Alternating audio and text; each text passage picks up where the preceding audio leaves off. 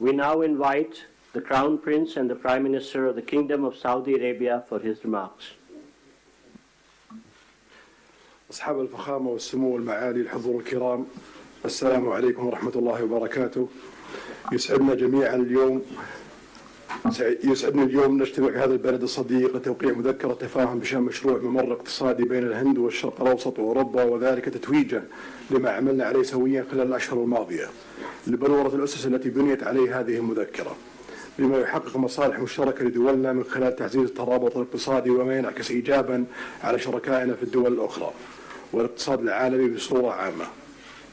سيسهم هذا المشروع في تطوير وتأهيل البنى التحتية التي تشمل سكك حديدية وربط الموانئ وزيادة مرور السلع والخدمات وتعزيز التبادل التجاري بين الأطراف المعنية، ومد خطوط الأنابيب للتصدير واستيراد الكهرباء والهيدروجين لتعزيز أمن إمدادات الطاقة العالمي، بالإضافة إلى كابلات لنقل البيانات من خلال شبكة عابرة الحدود ذات كفاءة وموثوقية عالية.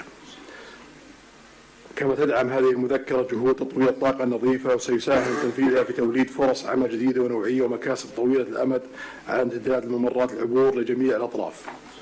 الحضور الكرام، أن تحقيق ما اتفقنا عليه في هذه المذكرة يتطلب الاستمرار في الجهود التي بذلناها والبدء الفوري في تطوير الآليات اللازمة لتنفيذه وفق الإطار الزمني الذي تم الاتفاق عليه. In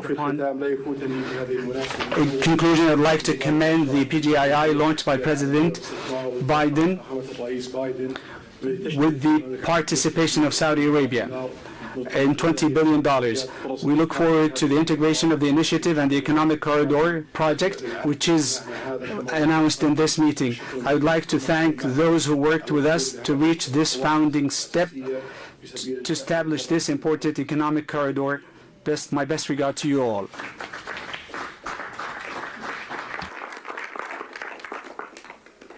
Thank you, Your Highness. May I now invite the President of the European Commission for her remarks, please. Your Highnesses, Excellencies, it's been 2 years since we launched PGII, a joint vision by the world's leading economies to invest in the infrastructure that low and middle income countries need. And 2 years on, more large-scale projects are seeing the light, and we are presenting 2 of them today. First, the India-Middle East-Europe Economic Corridor. This is nothing but historic. It will be the most direct connection to date between India, the Arabian Gulf, and Europe, with a rail link that will make trade between India and Europe 40% faster, with an electricity cable and a clean hydrogen pipeline to foster clean energy trade between Asia, the Middle East, and Europe, with a high-speed data cable to link some of the most innovative digital ecosystems in the world and create business opportunities all along the way. These are state-of-the-art connections for the world of tomorrow, faster, shorter, cleaner. This corridor is much more than just a railway or a cable. It is a green and digital bridge across continents and civilizations. And this is also the spirit of the second project we announced today, the Trans-African Corridor, which will connect the port of Lobito in Angola with the Katanga province in DRC and the Copper Belt in Zambia. Our goal is not only to connect a landlocked region to the sea. Our partnership will also invest in local value chains, in clean energy, and in skills for the local workforce. This is the spirit of PGII. It is a whole new approach to large infrastructure investment. It is about shared prosperity. It is about real benefits for all partners. Thank you.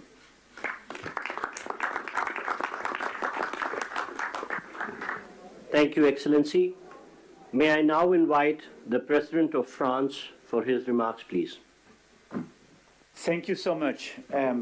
Everything was said, so I just want to thank Prime Minister Modi for organizing this meeting and President Biden for sharing this meeting with with him. We are committed, and we had several exchanges with my friends, Mohammed bin Zayed, and I want to thank you, Your Highness, and Mohammed bin Salman, Narendra Modi, on this very important project. So everything was said. So now, with the European Commission, here as European governments, we commit to invest alongside with you on this road, and this is a very important project from Asia through Middle East to Europe to offer big opportunities and connect people. But our intention is as well to make it real, and to be sure that after this commitment we have concrete results, and especially to have the first global green trade road, meaning having net zero transport infrastructure, so to be sure that we have the best technologies. We have hydrogen being part of this project, and we channel all the possible common developments. I think as well our intention is to have a fair process, I mean offering a lot of opportunities to manufacture in the different countries and to cooperate very actively on building these roads, building the innovations going with it, and innovating together. I don't want to be longer. Thank you very much for this. This ceremony is very important. We commit together. Thank you, Excellency. May I now invite the Chancellor of Germany for his remarks, please. Thank you, and especially thank you, Narendra and Joe, for convening this event here. I think it is very important to remember that we launched the Partnership for Global Infrastructure and Investment last year, and since then, PGII contributes to closing the global investment gap for quality infrastructure. As Emmanuel Macron already said, most about this initiative and all the activities we speak about today is already set, so I will not repeat it, just mentioning two questions. The first is we have to be active that these things can happen, and this is for me that we then have to also work on the infrastructure, the institutions that can work on financing, and for this I think it is also important to make the work of the World Bank successful. Germany will contribute an additional 305 million euro of hybrid capital to the World Bank, and this is one of the aspects which is a side of the activity here. We also try to work with Africa, and the compact with Africa will convene in Berlin in November, also as a sign of creating infrastructure, developing economy, all the things we are together here.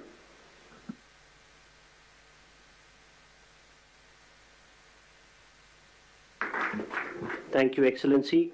May I now invite the Prime Minister of Japan for his remarks, please. はい、ありがとうございます。PGII に関するサ I イドイベン welcome ト the holding of this side event on Partnership for Global Infrastructure and Investment.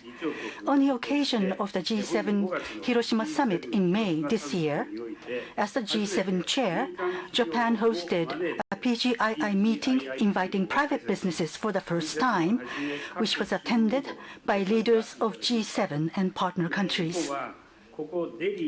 Japan is delivering various transport infrastructure development projects, including the construction of Delhi Metro here in the city to support economic development of partner countries.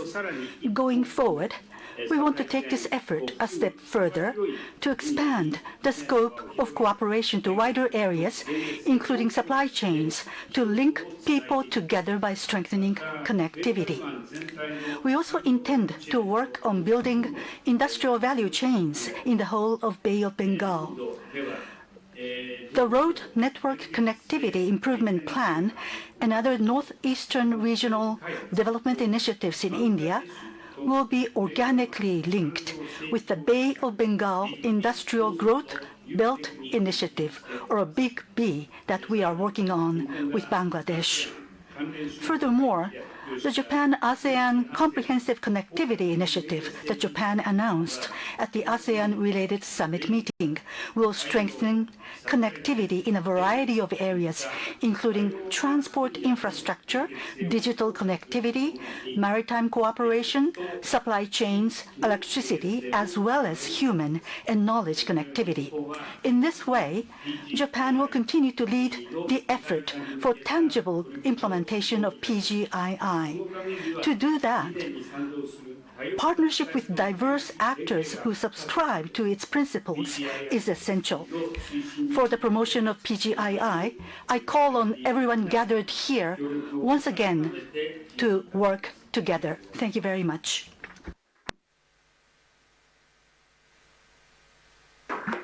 Thank you, Excellency. May I now invite the Prime Minister of Italy for her remarks.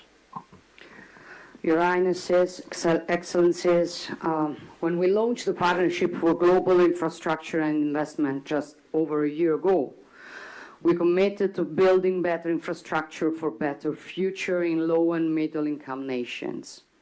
We committed to cooperate with these nations with an equal, non-predatory approach to create new opportunities and prosperity. Today's launch of the new economic corridor between India and the Middle East and Europe goes precisely in this direction and is a milestone in strengthening global interconnections. And that is why I want to thank Prime Minister Modi, President Biden, and all the others, Ursula von der Leyen and all the others who made it possible, for it's a very important thing. This will scale up our economy's growth, opening enormous potential for mutual benefits in the business sector. Obviously, Italy is ready to play a decisive role in this process, also through the unique expertise of Italian companies in the maritime and railway sector. And we want to contribute in building bridges between the Mediterranean and the Indo-Pacific, also in the fields of energy and digital connectivity via Africa and the Arabian Gulf. In the energy sector, we can to work in different fields, including the production and transport of green hydrogen from the Middle East to the Mediterranean. We also support the European Commission on the Helmet project, a high-voltage submarine electricity interconnection that will link Italy to Tunisia. We are working to strengthen digital connections critical for innovation and growth between the wider Mediterranean and Asia.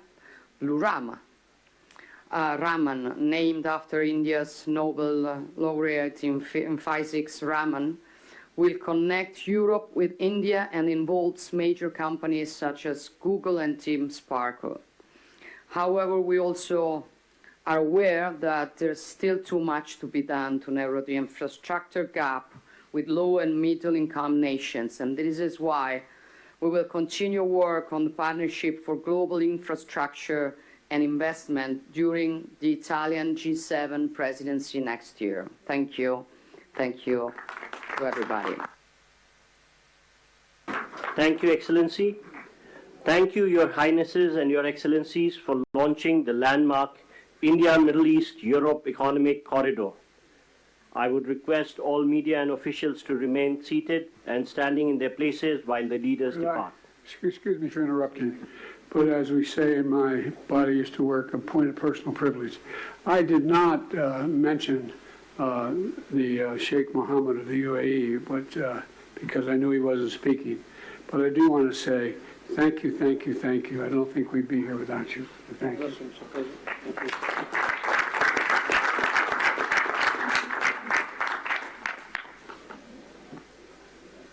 Thank you, Your Highnesses and Excellencies. I would request all media to remain seated and standing in their position while the leaders leave the room. Thank you.